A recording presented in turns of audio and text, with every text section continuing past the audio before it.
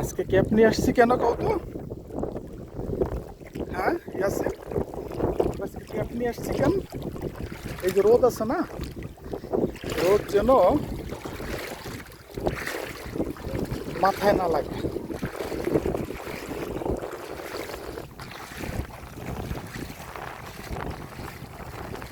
আজকে আমরা আবার বের হয়েছি অভিযানে, বড় ইয়াসিন আর আমি। আজকে আমরা মাথার মধ্যে ক্যাপ করছি যাতে করে একটু রোদ আছে, যদিও রোদের খুব একটা তেজ নাই, তারপরে যেন রোদটা মাথার মধ্যে না লাগে। ইয়াসিনের মাথায় একটা ক্যাপ দিলাম আর আমার মাথায় একটা ক্যাপ। আজকে যাচ্ছি আমরা ক্যারফা অভিযানে। ক্যারফা না ক্যাম্বা, ওরা ক্যাম্বা ধরতে যায় না? হ্যাঁ, আজকে আমরা ক্যাম্বা মানে হচ্ছে ওই যে কাঁকড়া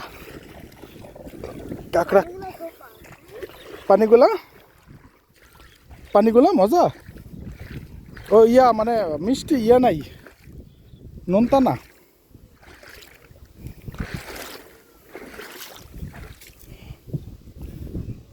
যদি এটার মধ্যে আষাঢ় খাই ইয়াসিন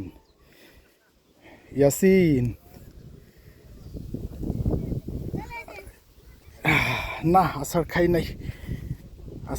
নাই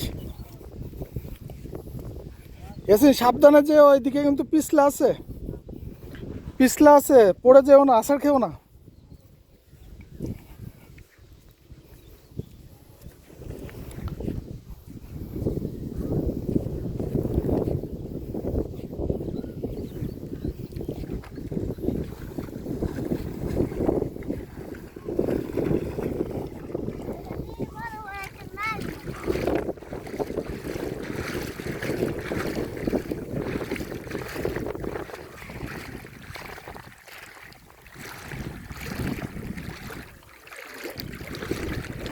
ইয়াসিন সাঁতার কাটে,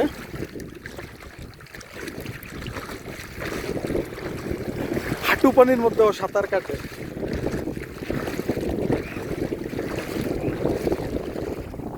ধান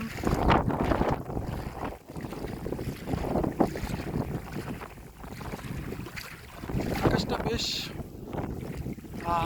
এই সাইডে পরিষ্কারই দেখা যাচ্ছে, কিন্তু এই যে দক্ষিণ পশ্চিমের এই আকাশটা মেঘ আছে। হ্যাঁ, তুমি ওই যে নালার মধ্যে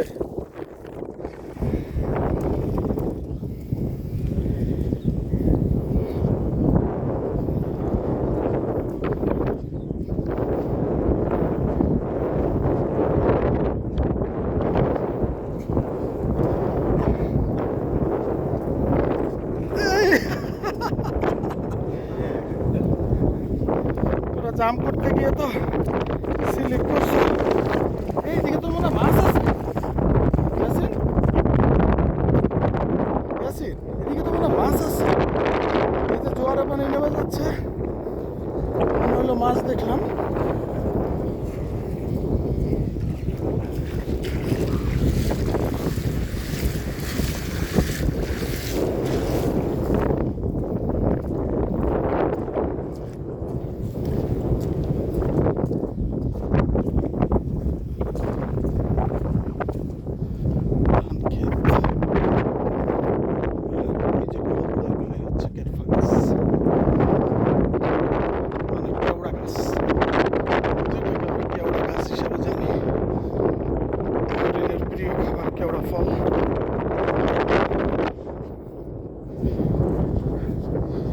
ইয়াসিন মাদ্রাসায় পড়ে। মাদ্রাসার ছাত্রদের যেটা হয় আর কি, ওরা খুব চাপের মধ্যে থাকে। প্রতিটা দিনের বেশিরভাগ সময়টাই ওরা পড়াশোনা করতে হয়, রুম খুব সীমিত, একদম টাইট শিডিউল। আর যে কারণে ও আসলে খেলাধুলা করার সময় পায় না বা কারোর সাথে মিশতেও সময় পায় না। আমি ওকে অফার করার পরেই গতদিনও খুব আগ্রহ সহকারে আমার সাথে আসছে, আর আজকে তো সে আমাকে জুমার নামাজ থেকে হওয়ার পরেই সে আমার মনে করায় দিছে যে আঙ্কেল আজকে কিন্তু আমরা আবার বেরোবো।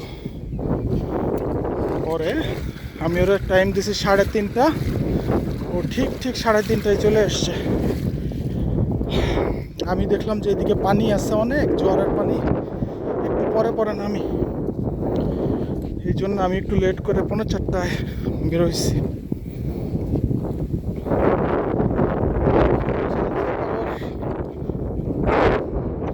মন ভরে যাবে।